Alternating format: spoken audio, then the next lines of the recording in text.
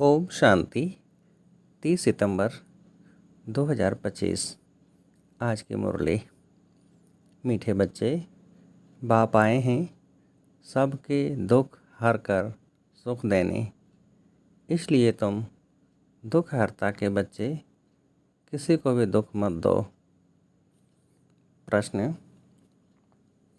ऊंच पद पाने वाले बच्चों की मुख्य निशानी क्या होगी? उत्तर: पहला, वे सदा श्रीमत पर चलते रहेंगे। दूसरा, कभी हठ नहीं करेंगे। तीसरा, अपने को आप ही राज तिलक देने के लिए पढ़ाई पढ़कर गैलब करेंगे। अपने को कभी घाटा नहीं डालेंगे। पाँचवा, सर्वप्रति रहमदिल और कल्याणकारी बनेंगे। उन्हें सर्विस का बहुत शौक होगा। कोई भी तुच्छ काम नहीं करेंगे, लड़ेंगे झगड़ेंगे नहीं। गीत: तूने रात गंवाई सोई के। ओम शांति। रूहानी बच्चे रूहानी बाप के सामने बैठे हैं। अब इस भाषा को तो तुम बच्चे ही समझते हो और कोई नया समझ न सके। हे रूहानी बच्चे, ऐसे कभी कोई कह न सके, कहने आएगा ही नहीं। तुम जानते हो हम रूहानी बाप के सामने बैठे हैं, जिस बाप को यथार्थ रीति कोई भी जानते नहीं। भल अपने को भाई भाई भी समझते हैं। हम सब आत्माएं हैं, बाप एक है, परंतु यथार्थ रीति नहीं जानते। जब तक सम्मुख आकर समझे नहीं, तब तक समझे भी कैसे?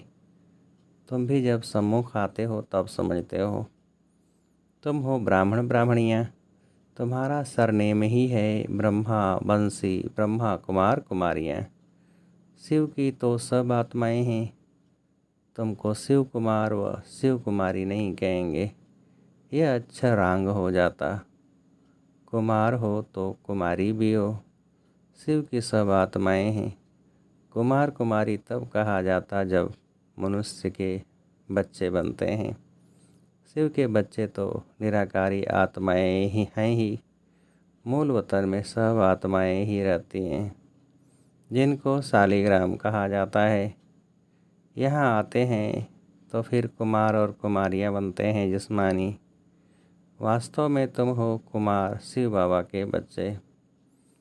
कुमारियाँ और कुमार तब बनते जब शरीर में आते हो। तुम बीके हो, इसलिए भाई बहन कहलाते हो। अभी इस समय तुमको नॉलेज मिली है। तुम जानते हो बाबा हमको पावन बना कर ले जाएंगे। आत्मा जितना बाप को याद करेगी तो पवित्र बन जाएगी। आत्माएं ब्रह्मा मुख से यह नॉलेज पढ़ती है। चित्रों में भी बाप की नॉलेज क्लियर है। शिव बाबा ही हमको पढ़ाते हैं। न श्री कृष्ण पढ़ा सकते, न श्री कृष्ण द्वारा बाप पढ़ा सकते हैं। श्री कृष्ण तो बैकुंठ का प्रिंस है, यह भी तुम बच्चों को समझाना है।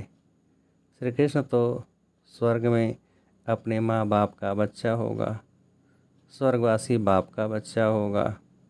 वो बैकुंठ का प्रिंस है, उनको भी कोई जानते नहीं। श्री कृष्ण जयंती पर अपने अपने घरों में श्री कृष्ण के लिए झूले बनाते हैं व मंदिरों में झूले बनाते हैं। माताएं जाकर गोलक में पैसे डालती हैं, पूजा करती हैं। आजकल क्राइस्ट को भी श्री कृष्ण मिसल बनाते हैं। ताज आदि पहना कर माँ की गोद में देते हैं, जैसे श्री कृष्ण को दिखाते हैं। अब श्री कृष्ण और क्राइस्ट राशि तो एक ही है। वो लोग काफ़ी करते हैं, नहीं तो श्री कृष्ण के जन्म और क्राइस्ट के जन्म में बहुत फ़र्क है। क्राइस्ट का जन्म कोई छोटे बच्चे के रूप में नहीं होता है।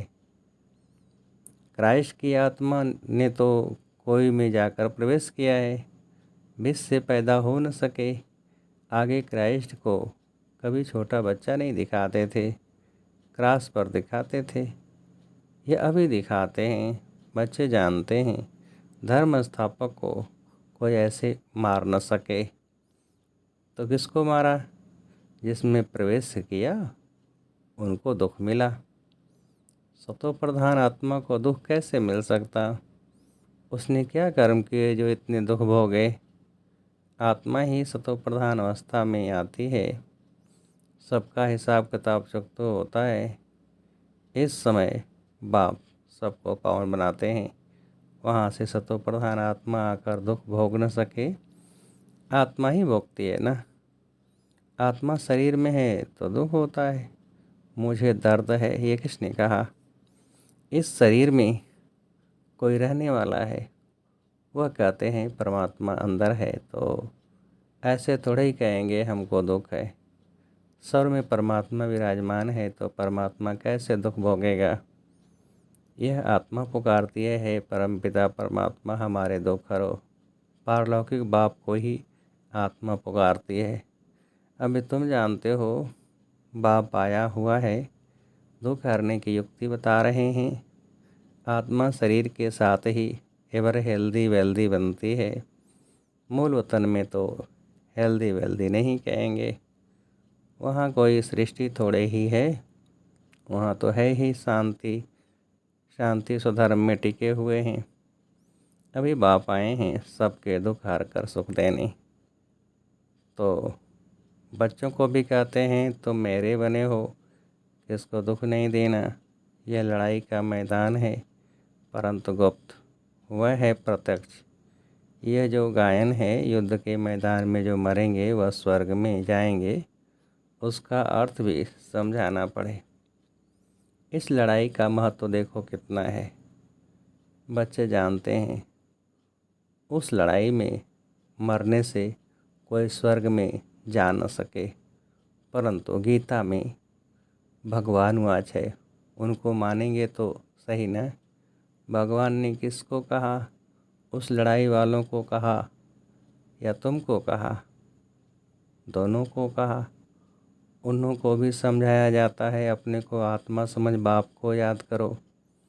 यह सर्विस भी करनी है। अब तुम स्वर्ग में अगर जाना चाहते हो तो पुरुषार्थ करो। लड़ाई में तो सब धर्म वाले हैं, सिख भी हैं, वो तो सिख धर्म में ही जाएंगे। स्वर्ग में तो सब आ जाएंगे जब तुम ब्राह्मणों से आकर ज्ञान लेंगे। जैसे बाबा के पास आते थे तो बाबा समझाते थे तुम लड़ाई करते शिव बाबा की याद में रहेंगे तो स्वर्ग में आ जा सकेंगे। बाकी ऐसे नहीं कि स्वर्ग में राजा बनेंगे, नहीं। जास्ती उन्हों को समझा भी नहीं सकते हो, उनको थोड़ा ही ज्ञान समझाया जाता है। लड़ाई में अपने को अपने इष्ट देवता को याद जरूर रखते हैं। सिख होगा तो गुरु गोविंद की जय कहेंगे। ऐसा कोई नहीं जो अपने को आत्मा समझ परमात्मा को याद करे। बाकी हाँ, जो बाप का परिचय लेंगे तो स्वर्ग में आ जाएंगे। सबका बाप तो एक ही है, पतित पावन। वह पतितों को कहते हैं मुझे याद करने से तुम्हारे पाप कट जाएंगे, और मैं जो सुखधाम स्थापन करता हूँ उसमें तुम आ जाएंगे। लड़ाई में भी शिव बाबा को याद करेंगे तो स्वर्ग में आ जाएंगे। उस युद्ध के मैदान की बात और है, और यहाँ और है। बाप कहते हैं ज्ञान का विनाश नहीं होता है। शिव बाबा के बच्चे तो सब हैं। अब शिव बाबा कहते हैं मामी का याद करने से तो मेरे पास आ जाएंगे मुक्ति धाम। फिर जो ज्ञान सिखाया जाता है वह पढ़ेंगे तो स्वर्ग की राजाई मिल जाएगी। कितना सहज है। स्वर्ग में जाने का रास्ता सेकंड में मिल जाता है। हम आत्मा बाप को याद करते हैं।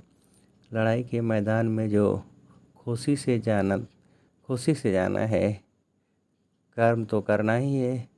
देश के बचाव के लिए सब कुछ करना पड़ता है।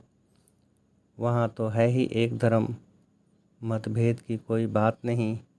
यहाँ कितना मतभेद है, पानी पर, ज़मीन पर झगड़ा। पानी बंद कर देते हैं तो पत्थर मारने लग पड़ते। एक दो को अनाज नहीं देते तो झगड़ा हो जाता है। तुम बच्चे जानते हो हम अपना स्वराज्य स्थापन कर रहे हैं। पढ़ाई से राज्य पाते हैं, नई दुनिया ज़रूर स्थापन होनी है। नूंद है तो कितनी खुशी होनी चाहिए। कोई भी चीज़ में लड़ने झगड़ने की कोई बात नहीं, रहना भी बहुत साधारण है। बाबा ने समझाया है, तुम ससुर घर जाते हो इसलिए अब बनवा में हो। सभी आत्माएं जाएंगी, शरीर थोड़े ही जाएंगे। शरीर का अभिमान भी छोड़ देना है। हम आत्मा हैं, 84 जन्म अब पूरे हुए हैं। जो भी भारतवासी हो बोलो, भारत स्वर्ग था, अब तो कलयुग है। कलयुग में अनेक धर्म हैं, सतयुग में एक ही धर्म था। भारत फिर से स्वर्ग बनना है, समझते भी हैं भगवान आया हुआ है। आगे चल भविष्यवाणी भी करते रहेंगे। वायुमंडल देखेंगे ना तो बाप बच्चों को समझाते हैं, बाप तो सभी का है ना, सबका हक है। बाप कहते हैं मैं आया हूँ और सबको कहता हूँ, मामी कम याद करो तो तुम्हारे भी कर्म विनाश होंगे। अभी तो मनुष्य समझाते हैं कभी भी लड़ाई हो सकती है, यह तो कल भी हो सकती है। लड़ाई जोर भरने में देरी थोड़ी ही लगती है, परंतु तुम बच्चे समझते हो अभी हमारी राजधानी स्थापन हुई नहीं है तो विनाश कैसे हो सकता। अर्जुन बाप का पैगाम ही चारों तरफ कहाँ दिया है। पतित पावन बाप कहते हैं मुझे याद करो तो भी कर्म विनाश होंगे। वह पैगाम सबके कानों पर जाना चाहिए। भल लड़ाई लगे, बाम्स भी लग जाएं, परंतु तुमको निश्चय है कि हमारी राजधानी जरूर स्थापन होनी है। तब तक विनाश हो नहीं सकता। विश्व में शांति कहते हैं, विश्व में वार होगी तो विश्व को ख़त्म कर देंगे। पता है विश्वविद्यालय, यह है विश्वविद्यालय। सारे विश्व को तुम नॉलेज देते हो। एक ही बाप आकर सारे विश्व को पलटाते, परिवर्तन करते हैं। वो लोग कल्प की आयु ही लाखों वर्ष कह देते हैं। तुम जानते हो इनकी आयु पूरी 5000 वर्ष है। कहते हैं क्राइस्ट से 3000 वर्ष पहले हेवन था। इस्लामी बौद्ध आदि सबका हिसाब किताब निकालते हैं, उनसे पहले दूसरे कोई का नाम है नहीं। तुम अंगे अक्षरी बता सकते हो तो तुमको कितना नशा रहना चाहिए। झगड़े आदि की बात ही नहीं, झगड़ते वह हैं जो निधन के होते हैं। तुम अभी जो पुरुषार्थ करेंगे 21 जन्म के लिए प्रारब्ध बन जाएगी। लड़ेंगे झगड़े तो ऊंच पद भी नहीं मिलेगा, सजाएं भी खानी पड़ेगी। कोई भी बात है, कुछ भी चाहिए तो बाप के पास आओ। गवर्नमेंट भी कहती है ना, तो फैसला अपने हाथ में नहीं उठाओ। कोई कहते हैं हमको विलायत का बूट चाहिए, बाबा कहेंगे बच्चे अभी तो बनवा में रहो, वहाँ तुमको बहुत माल मिलेंगे। बाप बात बाप तो राइट ही समझाएंगे ना कि यह बात ठीक नहीं है।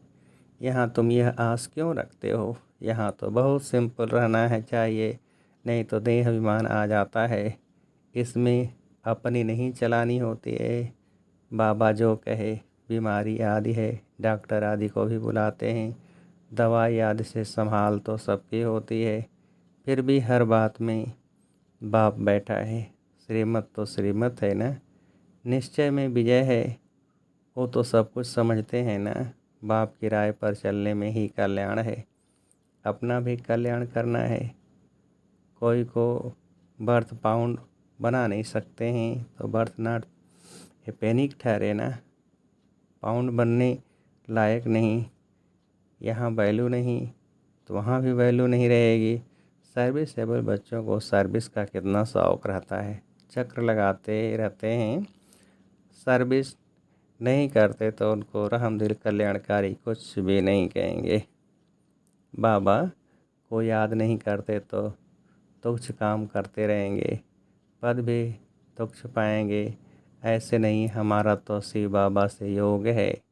यह तो है ही बीके, शिव बाबा ब्रह्मा द्वारा ही ज्ञान दे सकते हैं। सिर्फ शिव बाबा को याद करेंगे तो मुरली कैसे सुनेंगे, फिर नतीजा क्या होगा, पढ़ेंगे नहीं तो पद क्या पाएंगे। यह भी जानते हैं सबकी तकदीर ऊंच नहीं बनती है, वहाँ भी तो नंबरवार पद होंगे। पवित्र तो सबको होना है, आत्मा पवित्र बनने बगैर शांति धाम जा नहीं सकती। बाप समझाते हैं, तुम सबको यह ज्ञान सुनाते चलो। कोई भल अभी नहीं भी सुनते हैं, आगे चलकर ज़रूर सुनेंगे। अभी कितने भी विघ्न तूफान जोर से आए, तुम्हें डरना नहीं है, क्योंकि नए धर्म की स्थापना होती है ना। तुम गुप्त राजधानी स्थापन कर रहे हो। बाबा सर्विसेबल बच्चों को देख कर खुश होते हैं। तुम्हें अपने को आप ही राज तिलक देना है, श्रीमत पर चलना है। इसमें अपना जोर हट चल न सके। मुफ्त अपने को घाटे में नहीं डालना चाहिए। बाप कहते हैं, बच्चे सर्विसेबल और कल्याणकारी बनो। स्टूडेंट को टीचर कहेंगे ना, पढ़कर गैलब करो। तुमको 21 जन्मों के लिए स्वर्ग की स्कॉलरशिप मिलती है।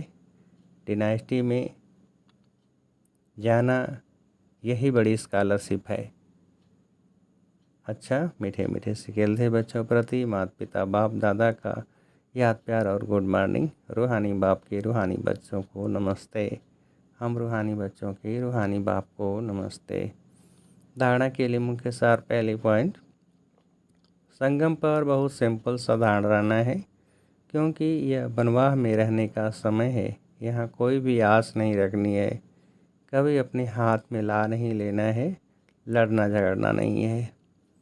दूसरी पॉइंट, विनाश के पहले नई राजधानी स्थापन करने के लिए सबको बाप का पैगाम देना है कि बाप कहते हैं, मुझे याद करो तो भी कर्म विनाश हो और तुम पावन बनो। वरदान, संतुष्टता की विशेषता द्वारा सेवा में सफलता मूर्त बनने वाले संतुष्ट मणि भव। विस्तार, सेवा का विशेष गुण संतुष्टता है। यदि नाम सेवा हो और स्वयं भी डिस्टर्ब हो व दूसरों को भी डिस्टर्ब करे, तो ऐसी सेवा न करना अच्छा है।